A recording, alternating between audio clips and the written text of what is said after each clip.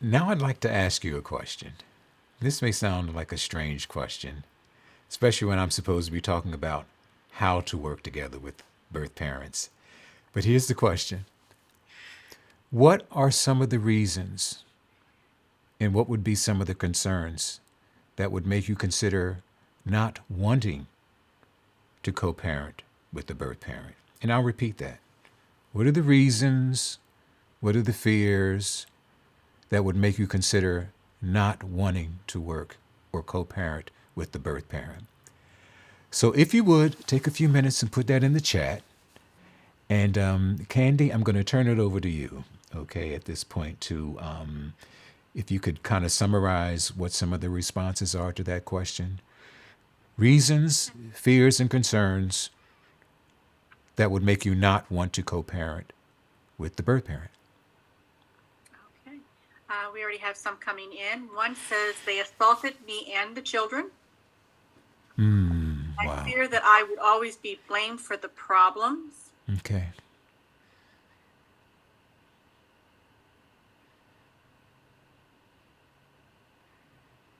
Every family needs a head. Okay.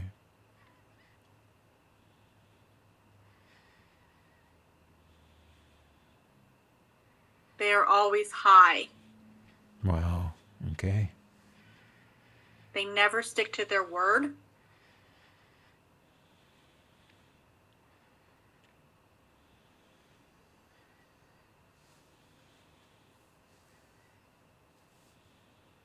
They are unreliable. Okay. Can't trust them. Safety issues. Fear they may take the children and run. Wow. Okay.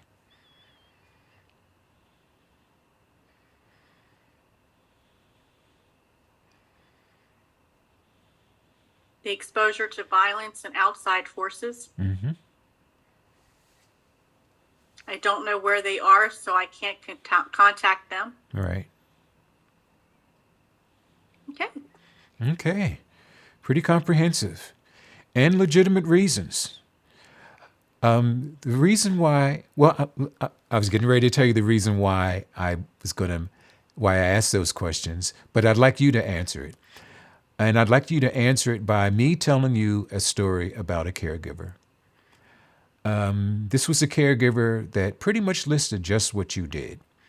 The safety issues, the broken promises, being in cycles of addictions, not knowing where the birth parents were, afraid of abductions, sabotaging, homelessness. But yet and still, this was a caregiver that would at least twice a year go out, find, track down the birth father, and would take a phone to him and ask him to do two things. Call or either text right there with her, the child, his daughter, and say, I love you, I'm thinking about you, and listen and help your grandma. That's it. That's all she would ask him to do. I love you, I'm thinking about you, listen and help your grandma. Now, with all those problems that you just listed and reasons, which were very similar to hers, why does she still do that? Let me ask the question this way. What is it that she felt he could give the children that she couldn't? That's the question. What is it that she felt he could give the children that she couldn't? And why did she track him down? So if you could just take a few minutes to answer that question, then we can kind of summarize that. So Candy, I'm going to turn it back over to you again. And again, the question is, what is it that she felt he could give the children that she couldn't? I have the child needed to know that her father loved her. They mattered to their birth parent, validation. Wow. Okay. Grandma can't be dad. Wow. You just hit it's that last one that was the reason why she couldn't go out, why she had to go out and find him. she realized, and for a lot of caregivers, I think it can be very frustrating. You know, how can you love someone that isn't taking care of you? How can you love someone who hurt you? How could you love someone that you've never ever lived with? And that's why I asked that question. And that's what she realized. Even with the child loving someone who didn't care, loving someone that they didn't live with, loving someone who was hurting them, why would this child still need them? And you just hit it on the head. That birth parent was able to provide love. That birth parent was able to provide a sense of belonging. And the birth parent also provided normalcy for that child. That child at some point wants to feel like every other child, like I have a parent. So I think when caregivers realize that, the importance of it, then you can assign those roles that I have listed here. And I have to thank Tia Maria Smith. She's the director of the Pennsylvania Can Connect program for putting this beautiful guide together and this graphic, because it looks at all the various roles that I talked about. For this, I'll ask you another question. What role did this grandmother assign to the father who she found twice a year? Would anybody like to take a shot and use their chat? What roles or role? Contact person. That's it. He was a voice on the phone, and he was a sentence in the text. I love you. I'm thinking of you. Listen to grandma and help her when she needs it. Would anybody like to explain to me what was significant about that very short script that he had? I love you. I'm thinking about you. Listen to grandma and help her when you can and when she needs it. What was he saying? He's validating and giving permission for grandma to be in care. Excellent. You're going back to those prerequisites. I love what you're doing. Right. It's back to that list. Please continue, Candy. Yep. So validating grandmom's power.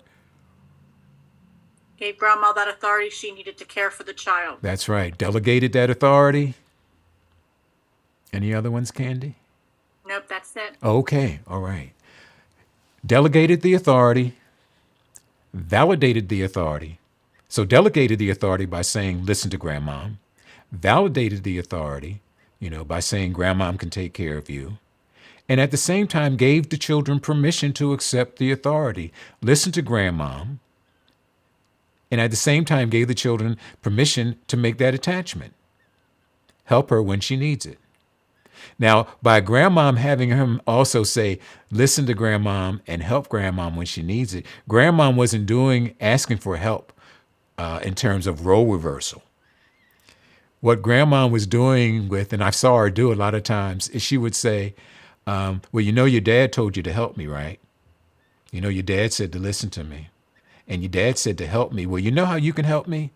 Get up in the morning. You know how you can help me? Go to school. You know how you can help me? Do what the rules are. Don't get in trouble. So the help was always really around how you can help yourself. But by being able to say, remember what your dad said, remember what's going on. And what was so funny is over the years, as she would continue to get the dad to say those things, the kids got pretty savvy. I mean, I watched them go from childhood to adolescence. And after a while, they put two and two together. They would say, I know you're going out and finding them. I know you're telling them what to do.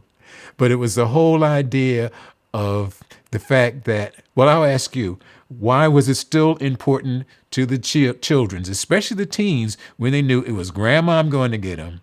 It was grandmom telling them what to do. Why was it still important for the children and for these teens in particular to still hear him say, I love you, I care for you, listen and help grandmom when she needs your help? Anybody want to try that? Even when they knew what she was doing, why was it still important to them? It still gave them that connection and that identity to a parent. Exactly. the idea of belonging and the identity, and again, that normalcy of being like other children. I have a parent. I have a source of identity, that need to belong. So I just wanted to share that story with you because I think it's important, number one, to even when you consider all the reasons why that birth parent shouldn't be co-parenting, there might still be a role. Now, I'll go one step further. Again, you have to make sure that they can follow that role and accept those expectations. You have to make sure that they can follow those prerequisites. If they can't, then at that point, yeah, you may have to say, I'm sorry. You can't talk to the kids. I don't like your attitude. It could be that simple because if their attitude is not consistent with the words, the kids will pick up and it can end up sabotaging and make things work. So you're going to have to trust your instincts. But I just want to provide the checklist that you could use in terms of looking at how they can still be involved, even if they're in dire situations, and even if they're in situations where they're even self-destructive, how they might still be able to be involved with you. And the other reason why it's important for you to first believe that there's a role, because that's where it starts. You have to first decide that there's a role. And then once you have to decide what that role is, you then are going to have to find what goals that you can have with that birth parents that are in common. So I'm going to ask you another question now. From your experience and from what you've seen, what are some of the reasons birth parents do not want to co-parent with you? What are some of the reasons? What are some of the fears that are going to want to make them not want to co-parent with you, to not feel comfortable with you? Take a few minutes to fill that out, and then Candy, if you could just share. Appreciate that. Reasons why birth parents won't want to co-parent. They think they can care for the children by themselves. Mm. I'm this way because you raised me. So will you do any better with my children? Wow. Okay. Again, very comprehensive. And you do have birth parents that are quite this analytical and that are just this protective and that are quite detailed this way. I've heard these conversations. And you're right, it can be on relationships. It can be because of, if you raised me this way, how are you going to do any better? And the reason why I went through that list is because between your list of why you don't want them to raise the children, why you don't want to co-parent with them, and their list of why they don't want to co-parent with you, you still have to be able to try to find some common ground. So that's why I have this script here. One of the things that's common and how this is a benefit to both is in this statement. You're in need of a family for your children until you're able to care for them again. I want to be the family to care for your children until you're able to. And the reason why that piece of scripting is so important is because it identifies a dual need. You need a family for the children, and I need to be there for the children.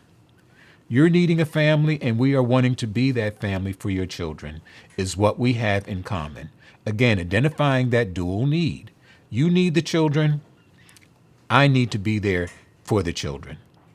And then the last statement, I want to be there for my grandchildren, and I also want to be there for you as my son and daughter. I think the reason why that's so important is because the birth parent needs to know one of the things that's unique and one of the things that's a strength in kinship care is that you have a relationship with the children, which is what motivates you to want to be there for the children, but you also have a relationship with the caregiver, which is why you want to be involved at the same time. Foster parents and adoptive parents don't have a pre-existing relationship with you. They don't have a dual relationship with the children. But they do have it, but you do have it in kinship care. And it's an advantage in that it's something that you can use to identify common goals for that caregiver and you and for the children. I think it's important that after you identify some common goals, which are mutually beneficial, you need a home for the children, I need to be there for you, for the children, that you acknowledge their power. One of the things that grandmother was doing when she was going out to find Dad was acknowledging that you have power, that you have influence, that you're still important. Here's my question to you. What gives the birth parents power? And who gives the birth parent power? Could you please put that in the chat? What gives the birth parent power? Who gives the birth parent power? And what's the source of that influence? I'll even put that in there.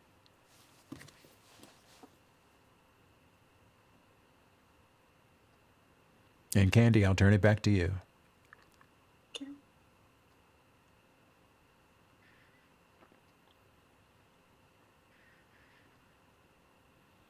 I have simply being the biological parents give them power. Okay. But what's important about that statement about being the biological power is that it's the children's loyalty to the birth parent that gives them the power.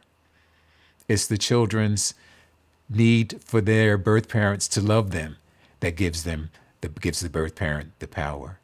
It's the importance of the birth parent to the children that make them important. So the source of the power, the source of the influence come from the children, not from you. I know that's what's implicit. That's what I was hoping, and I'm hoping that you realize that the power, you may be the one to give them the authority and the permission, but the power comes from the children, and it's their caring, and it's their loving, and it's their importance of the birth parent to the children. That's their power. And you're recognizing it. You're able to say, as it was mentioned earlier, you can give the children that sense of love. You can give the children that sense of belonging. You can give the children that sense of influence. You can give that children that sense of identity, which I cannot give them. And I acknowledge that. And that's why it's important that you be involved with the children and with me. It'll make things a lot easier. And here's the script. This will be easier if you use your power and influence with the children. This will be easier if you decide to accept our help in caring for your children. The children need to see your influence and involvement in how they are being raised and cared for. Would anybody like to explain to me why that last statement is so important? The children need to see your influence and involvement in how they are being raised and cared for. Why is that statement important to a birth parent? Okay, we have children notice everything. And it impacts them. Mm-hmm.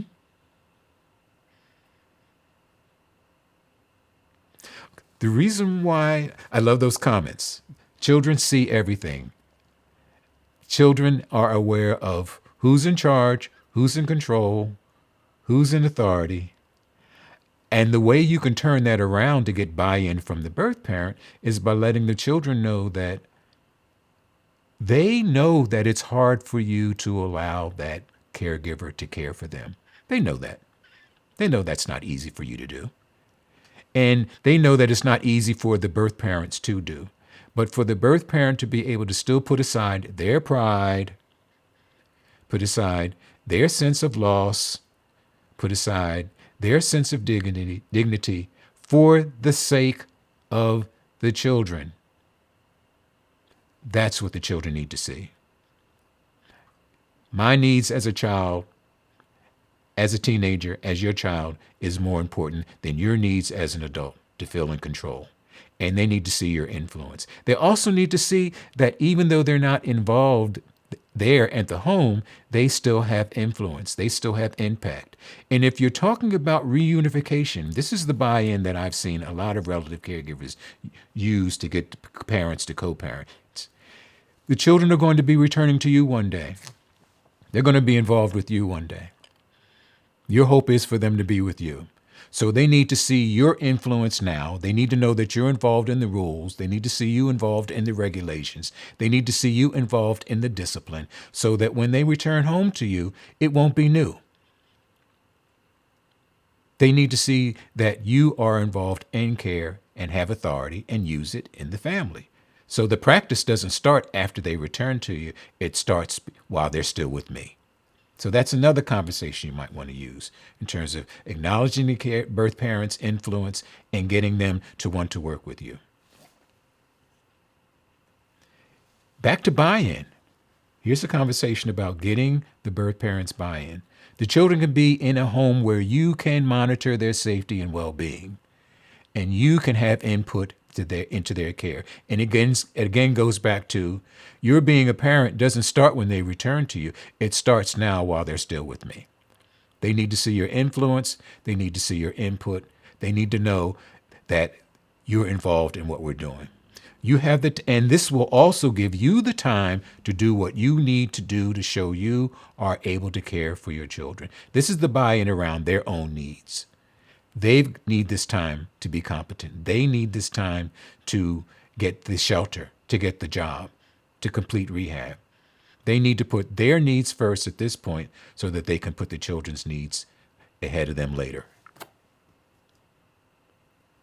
Identify and dismantle past barriers.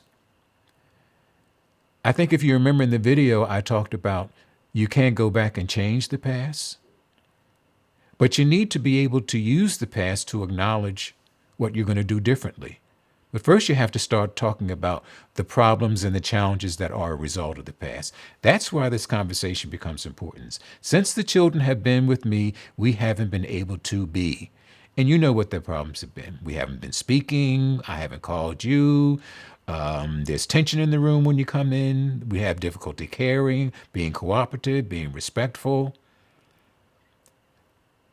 Or it may have started before the children came in to your home. That's why I have this next part. Because of our past history, we haven't been able to be. And again, you know what the specifics are. Respectful, courteous, cooperative, respectful with each other. So you may have to look at what's happening since the children are there, but you may also address the past. But this is the important part of that conversation.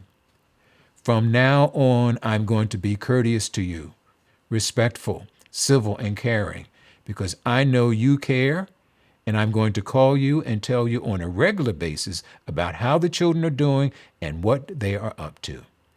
The important part here is that, okay, we've got history since the children have been here, or we've got history before the children are here, but this is what I'm now going to do differently. That's about dismantling the past. It's about providing positive interactions.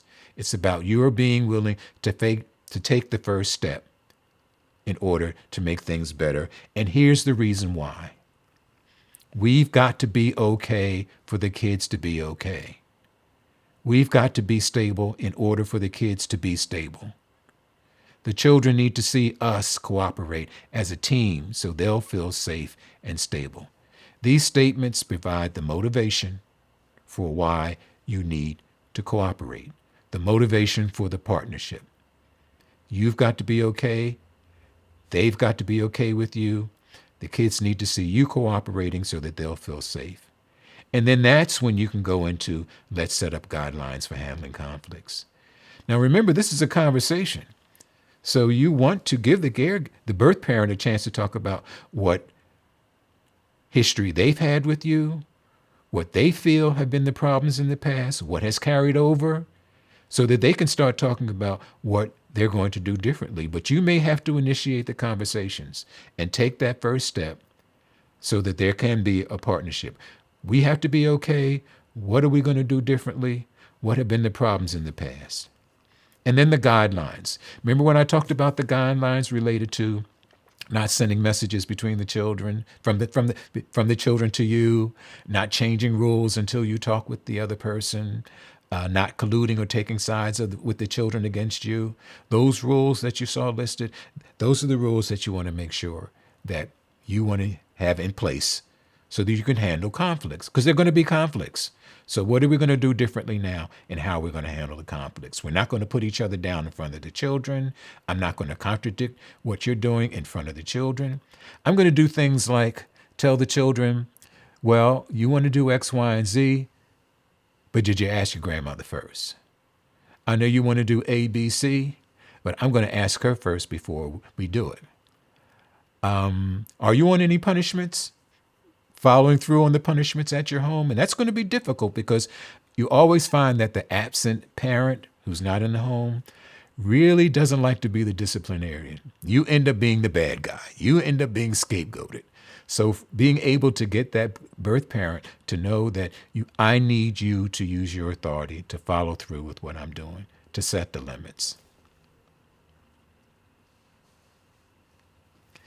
Now, this part might be a little difficult, but it's to your advantage if you can. It's an advantage that you have that foster parents and adoptive parents don't have. And it's an influence and a power that you can use. It's leverage that you can use that you don't have in foster care or adoption. And that is being able to acknowledge the birth parent's losses and your willingness to be a support. They can't get that personal. They don't have the history that allows them to be that personal. But you've got the history. You're involved. You've got that personal relationship. So that's why you can say, I can only imagine how hard it must be to have to no longer have your children with you. Please use this time to take care of yourself so that you can then take care of the children. You've got to be okay for the kids to be okay. It's aligning them with their goals, and then ask them, what are your goals? Rehab, housing, job, unemployment. That's where you can engage them around how to support them and allowing them to back to that priorities again. The goal is that you take care of yourself first so that you can get your children back. Let's help the kids out while you can care for yourself and get things in place. Shelter. You can get real specific. Shelter, room, board, food. And that last statement, again, is unique to kinship care. Please remember, I not only want to support you in your role as the children's parents, but I also want to support you in my life as my son, daughter, brother, or sister. So you want to help them be a parent in the children's lives, but you also want to help them as a son or a daughter in your life. That's unique to kinship care. Foster parents, adoptive parents can't talk that way because they don't have the history, the pre-existing relationship, or the contact that gives you that right to talk that way. So, in summary, strengths, you've got that pre-existing relationship. That's going to be the basis for your co-parenting. You both have a personal relationship with the child. The child gets double support because of their relationship with you and their relationship with relationship with their birth parents. You're mutually accessible to each other, which isn't available in foster parents or adoptive parents because you are family. You're going to see each other at the reunions. You're going to see each other at church. You're going to be able to access each other on the phone numbers. You're going to have each other's phone numbers. The children can maintain relationships and support from the caregiver after reunification. So after they go home, they still have you. After they go home, the birth parent still has you. And then co-parenting continue if the children are not reunited. That birth parent can still be involved in co-parenting, which hopefully has started whether or not they're able to have the children return to them. Some approaches, find that common goal. You need someone to care for your children. You may not like me, but you still need someone to care for the children. You may not want them to be with me because I'll hear I'll actually hear birth parents say, I'd rather have my children in foster care than to be with my brother or my sister.